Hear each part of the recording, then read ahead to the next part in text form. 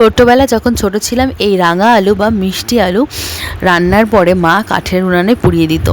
খেতে যে কী ভালো লাগতো, বসেই থাকতাম যে কখন সেই রাঙা আলু পুড়িয়ে দেবে আর খাবো। তখন তো অত শত রেসিপি জানতো না মা, তখন রাঙা আলু মানে ওই পাঁচমিশালি তরকারিতে দেবে আর পুড়িয়ে দেবে, সেটাই ভালো লাগতো। আর এখন তো অনেক অনেক অনেক ইউটিউব দেখে সবাই অনেক অনেক রান্নার রেসিপি জেনে গেছে, তাই আমিও আগে গেলবারও বানিয়েছিলাম মিষ্টি আলুর পরোটা। খেতে ভীষণ ভালো হয়, নরম হয়, সফটি হয়, সাথে সাদা আলুর তরকারি। তো তোমরা কারা কারা খাও আর ভালোবাসো অবশ্যই জানিও। আমার তো ভীষণ ভালো লাগে মিষ্টি আলুর পরোটা খেতে।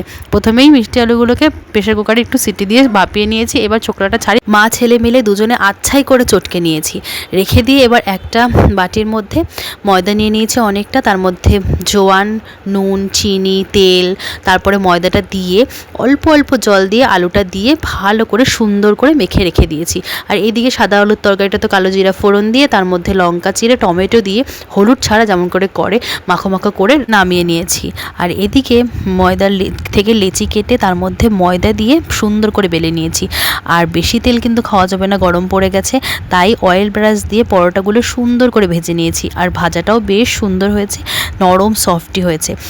এইবার শুধু খাওয়ার অপেক্ষা। আর সেটা পরিবেশন করেছি পরোটা, সাথে সাদা আলুর তরকারি, সাথে ঘরে বানানো আমের আচার। আর কি দিয়েছি বলো তো? তোমরা কি কখনো মিষ্টি দই দিয়ে যে কোনো পরোটা দিয়ে খেয়েছো? যদি না খেয়ে থাকো আমার কথা শুনে একবার খেয়ে দেখো, তরকারি না দিলেও ভীষণ ভালো লাগে খেতে।